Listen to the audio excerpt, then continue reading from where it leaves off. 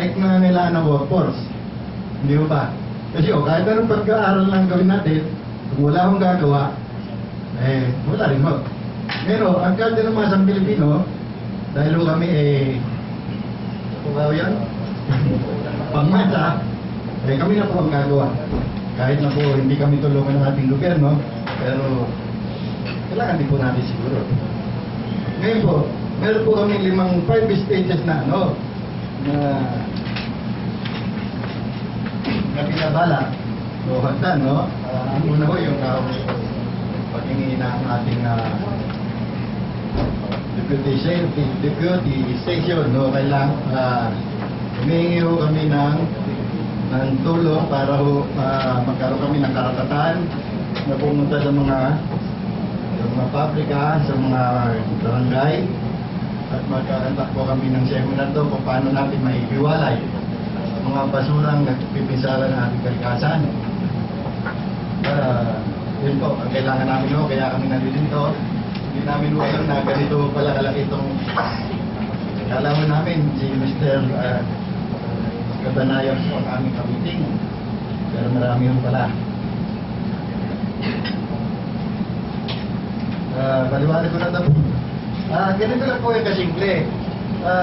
Hukayin nung namin yung ilog, una. Tapos pangalawa magkakalat kami ng bionicular solution. At pangatlo magkalalagay kami ng mga cellular mineral. At yung pangapat ko tataliman namin ng isda. Ganun lang po yung kasimple. Pero kasi mahirap yung paliwanag ng mabilisan. Pero ganun ang mga plano namin. At sana bigyan mo kami ng pagkakataon na Mr.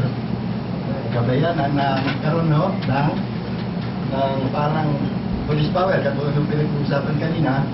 Sa ganun, makapunta kami doon sa mga pabrika, paturuan namin sila kung anong gagawin. Si Gino Toledo ay dati o di ka-TNR. Siguro meron ko siyang i-share sa inyo. Good morning po. Nung time po ni Secretary Sirigis, nandun po ako sa Special Task Force ng Central Office. Pero nung nawala siya, nawala na rin kami. Okay, na-encourage po ako na sumama dito sa grupo ng Guardians para tumulong sa paglilinis sa ilog. Meron naman kaming konting experience, pero dito sa napansin ko ngayon, meron tayong lead agency. Okay, so yung pong purpose namin ang paglapit sa DNR is to have deputized sana. Pero in this case ay hindi na gano'n ang mangyayari. So siguro pwede kaming pumasok doon sa technical working group na pwede kaming makipag-coordinate sa inyo para makatulong yung aming technicalities para matulungan na malinis yung ating ilog. Partly kasi yung Marilao River tagarong kami at saka taga-Mintawayan yung aming mga kasama. So tama yung sabi ni Vice Governor na we have to coordinate na lang. Magtulungan tayo kung ano yung aming expertise, kung ano yung aming katulad nga nung saan yung picture natin? Katulad po nito na experiment na ginawa namin, this is only in 5 days time. 5 days. Ito pong unang tubig, yung nasa maitim, binuhusan po yan ng isda. Nilagyan po yan ng isda, galing po ito sa may kawayan. Pag lubog ng isda, pag lutang, patay. Okay, patay po yung isda. Gurami po yung nilagay, no? Gurami. After 5 days ng treatment, inilagay uli yung isda dito. So, nagpatuloy na siyang nabuhay. So, it means na pwede na siyang mabuhay even though na mayroong sinasabi si Vice Gov na yung mga heavy metals, hindi natin alam kung nandirito pa sa water na ito. Okay.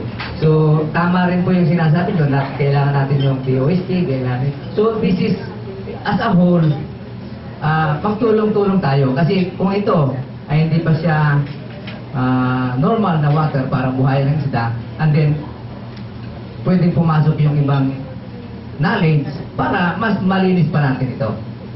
Okay, so tama yung sabi ni Vice na mag-coordinate ang bawat grupo to share all their expertise at saka yung resources. Kasi sabi ng aming chairman ay meron kaming mga fundraising na nakaplano na hindi kami aasa sa pondo ng gobyerno. So, in that case, mainam nga at napag-alaman namin na yung sitwasyon pala ay ganito na. Kumbaga, nandoon na tayo sa patik-off. At maraming salamat sa inyong imbitasyon na ipinadala sa amin at kami ay nagkaroon ng time at pagkakataon na nandito tayong lahat para pag-usapan natin. Tama yung sabi ni Gop na we have to start now.